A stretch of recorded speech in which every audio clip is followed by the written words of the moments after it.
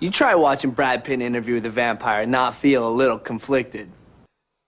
Hey Licks, welcome back to Lickbait. My name's Joe. And I'm Nate. In this video, we're going to have a slight overview of all the clans in alphabetical order in Vampire the Masquerade 5th edition. Yeah, so today it's not going to be necessarily a deep dive, but we're going to go in and give a basic overview of the powers, the banes, and the compulsions, as well as a little background on each of the 14 clans that are available in the 5th edition Vampire the Masquerade. 14, man, they've really upped that number over the years, haven't they? Yeah, well, they've upped it, but they also, compressed a lot down. They took away some bloodlines, kind of put them all into certain things, and made some clans out of what used to just be bloodlines in the previous editions. But I think they did a pretty good job with it in most cases, and, there's also still the favorites there. You're going to like this one. It's my favorite. Absolutely, and even some of our favorites, which were bloodlines, becoming their own clan is kind of a coming of age of some of those bloodlines. Oh, yeah, absolutely. All right, so we're going to go ahead and get started today with the Banu Haqim. Banu Haqim is what in first through V20 was actually the Assamite clan. So they were a clan of vampiric assassins, all sneaky and stealthy and everything. So now this has been rolled into the Banu Haqim, which still has some of the flavor, but they've changed it just slightly. Now they're more a clan of judges, which, sometimes, they're the hitman that the prince sends after you when you've broken the masquerade. So, of course, they're going to be stealthy, so they have obfuscate for one of their clan disciplines. They're fast, so they have celerity, but they're also one of the 2 clans in 5th edition that has blood sorcery. Absolutely, the only other clan that shares it with the Tremere. Yep, and so this is a very rare discipline starting out in the game. But let's get into what their banes are. So the first one is they have blood addiction. Now, what this means in the game is that if they go and bite another vampire and they get that taste of vampiric vitae in them, it drives them nuts and they cannot stop. You end up with a test to stop frenzy at a difficulty of 2 plus the bane severity. Otherwise, they just will not stop unless they're forced to. And they will full-on diablerize someone if they can't be pulled off of them. And this is something that's actually been around since 1st edition and 2nd edition. Them being the assassins of the vampires, especially diablerie, the idea of drinking another vampire dry has always kind of been part of the culture of the Assamite / Banu Haqim. Oh yeah, and that's what made them so scary, especially in the 1st edition. They were the vampiric boogeyman in a lot of the early games. In 5th edition, a lot of clans have a variant bane. For the Banu Haqim, the variant bane is called Noxious Blood. Now what this does is it makes their blood toxic to mortals, but not to other vampires. That's gross. I love it. Due to this, mortals receive aggravated damage equal to the bane severity of the vampire that they're drinking from, for each rouse check worth of blood they consume. Their blood can't be used to heal mortal injuries. It's going to make it to where they can't ghoul anyone, they can't blood bond a human, even though they can still blood bond other vampires. And it's actually in amounts below what is normally needed to blood bond a vampire. After that, we're going to go down and go to their compulsion. In this case, it's a little something new for me as far as, I'm used to dealing with the old school Assamites. And so it kind of changes their personality and how you play them just slightly. Their new compulsion is judgment. Judgment time. And in this, they feel an urge to punish a wrongdoer, someone that has gone against their convictions. And when they fall under this compulsion, they have a 3 dice penalty to all rolls until this compulsion is satisfied or until the scene ends. The victim's a vampire. If it's a human, whatever, this still applies. So they really, have to go at this single-mindedly when they fall under this compulsion. And so it kind of changes the way you play them a little bit, as far as from just being the straight-up assassin into being more of, the judge, like a local sheriff for the Camarilla or something like that. Agreed. They kind of have stepped away from the straight ideal of assassin and kind of made the Banu Haqim now more judge, jury, and executioner style, to where it's almost more lawful than it is like from the shadows. Though the killing still is from the shadows. Ooh, now I want to make a Judge Dredd Banu Haqim. Was literally just thinking about that. All right, so what we got next? Next up, we're going to talk about what was actually the first clan I ever played in Vampire the Masquerade, the Brujah. The Brujah, throughout all of time, have been kind of a divided clan in a lot of ways. The one overall theme for them has always been rebels. They will rebel against society, rebel against government. They are the punks, the goths, the guy who's streaming and pirating movies in his basement. Anything to kind of get back at the man, whoever the man may be. The reason I say that they're divided is because not only are they rebels, and a lot of them are looked at as pretty much just thugs, there's a whole nother part to the clan where they're more philosopher warriors. This really stood out a lot in the earlier editions, but it's brought up a couple of times in the 5th edition rulebooks. Love the Brujah. Oh yeah, they've always been one of my favorite clans, and I like the duality between, the older ones that tend to be more, the philosophers, and you could see them in the 1700s hanging out in a salon and everything and discussing how awful the French government was and stuff, versus like the gutter punk anarchist type thing. And an interesting idea that I had one time as I was rewatching Lost Boys, love that movie, and I was like, you know what? They're actually all Brujah. Yeah. The dad is the old style iconoclast Brujah. Absolutely. And then the younger ones, David and all of them that are going out riding motorcycles with leather jackets and spiked up hair and everything, that's the younger anarch Brujah. Absolutely. It fits so well into the whole movie, too. Oh, yeah. So what they got for disciplines and everything? Disciplines, these guys are very much so the bruisers in a lot of ways of vampire society. We've talked before about supernatural speed and strength. Well, those are both in their wheelhouse, both potence and celerity. They are strong and they are fast. The part that brings in the philosopher warrior style is the fact that they have presence as their last discipline, allowing them to kind of draw the eyes of people, scare them away, or even at times become almost immune to violence if they get strong enough in presence itself. Yeah, it's a really good combination of starting powers and everything, and it can, make for a really dynamic character depending on how you want to play it. Of course. As I said, my first character ever in Vampire the Masquerade was a Brujah.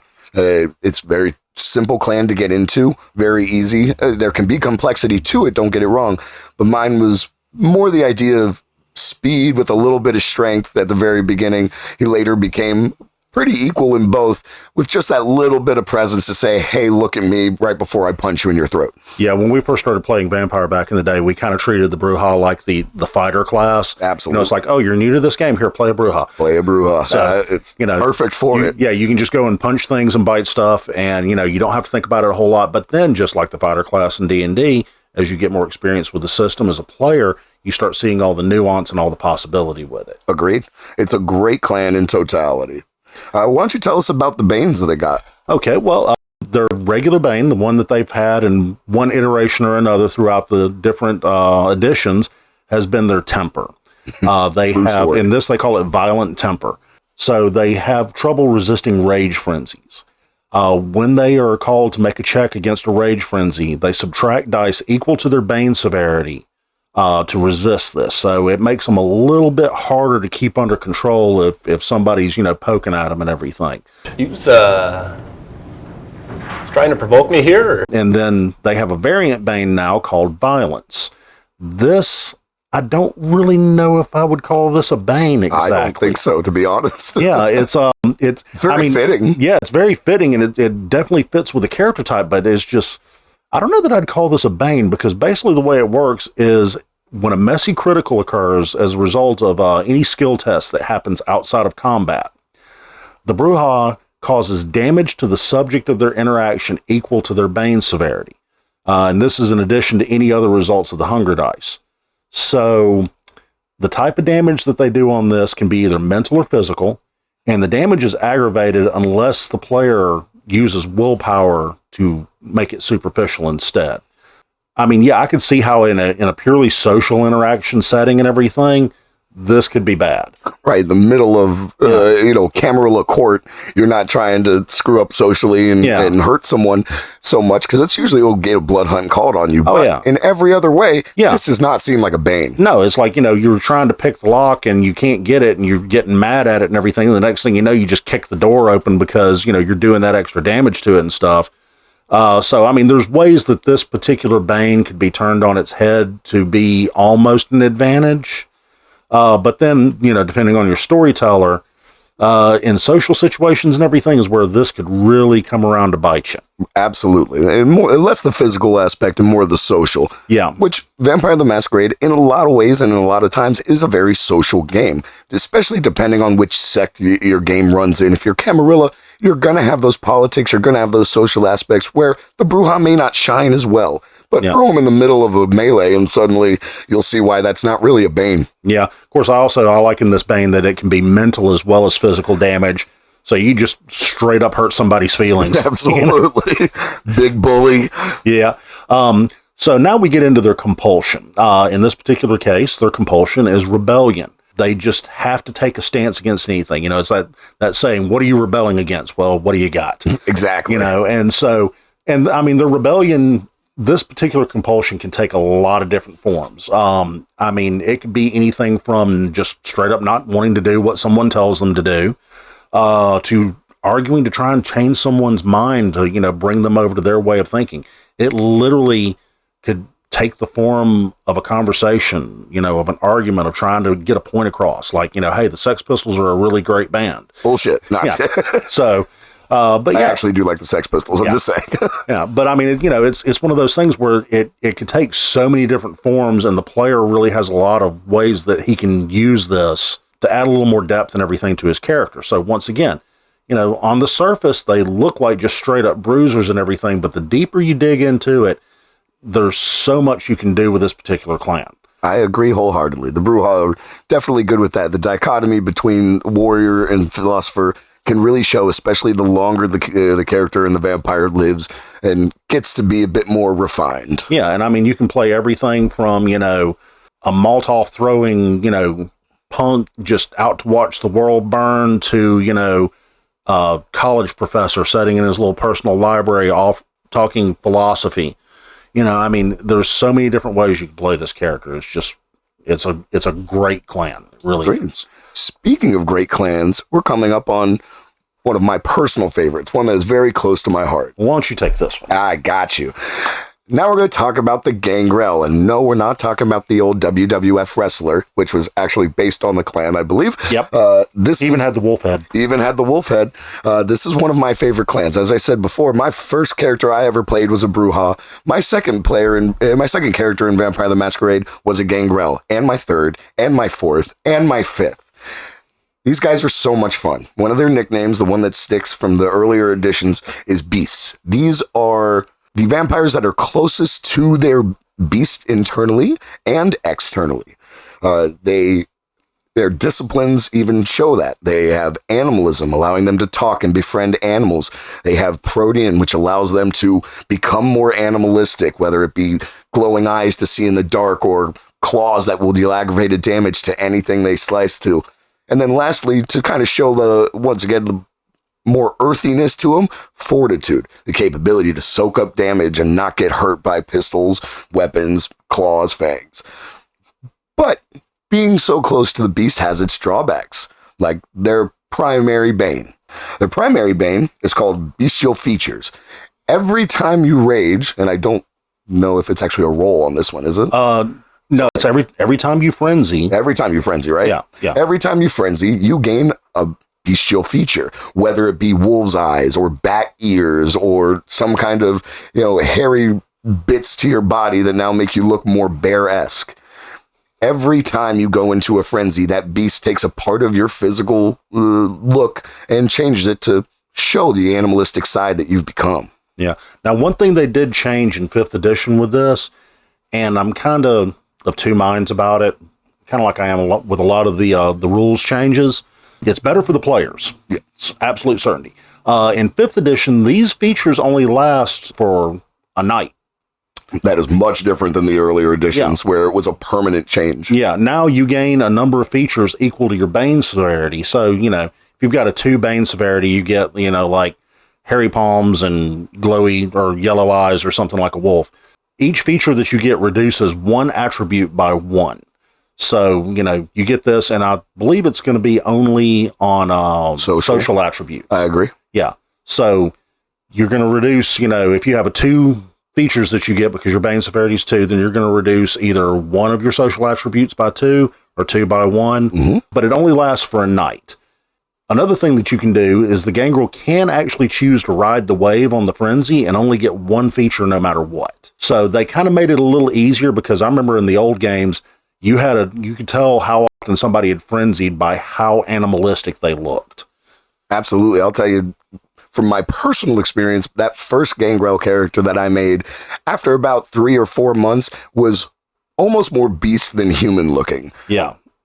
Yeah, it's you end up with some sort of weird bastardized, Vincent from Beauty and the Beast, the TV show, not the Disney movie. Right.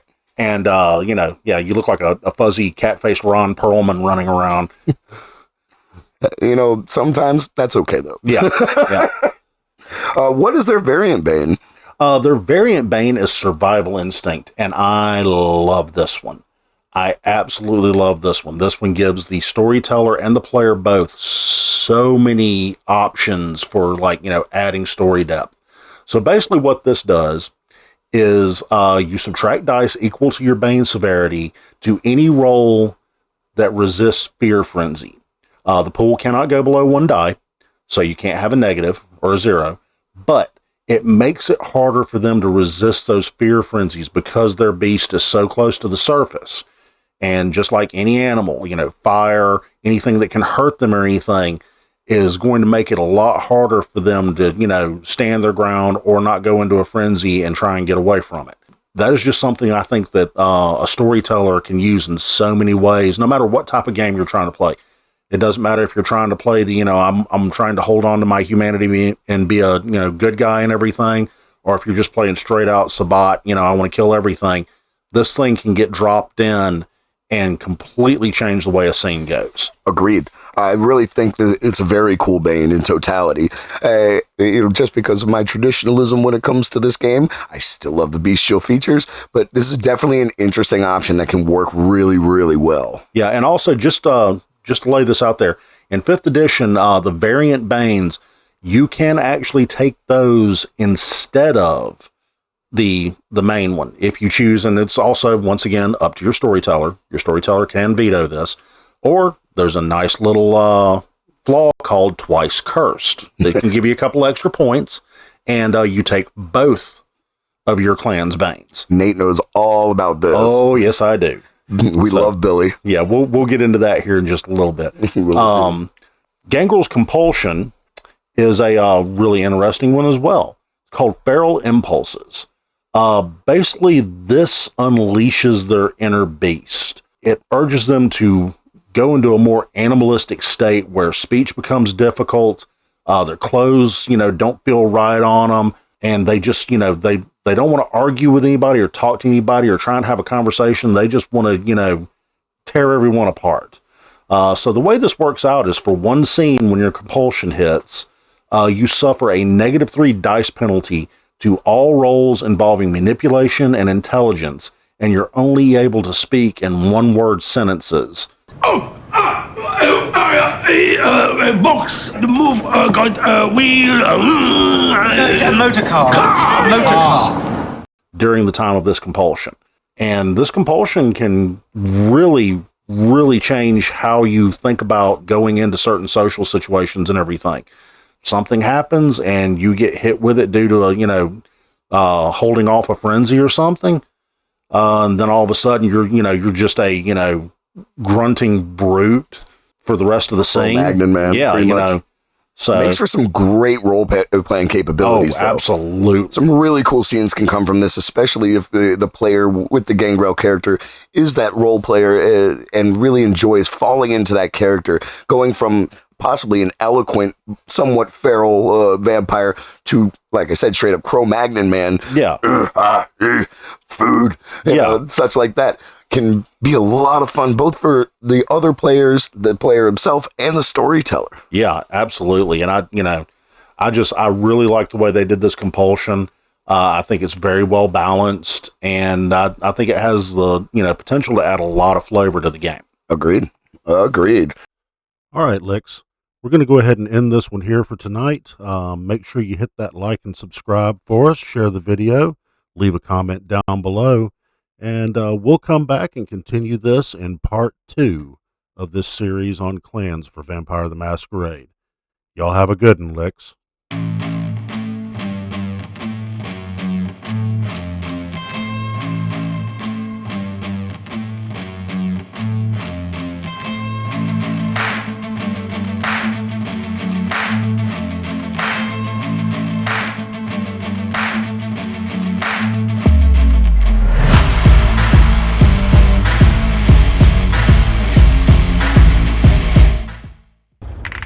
Warriors, come out to play.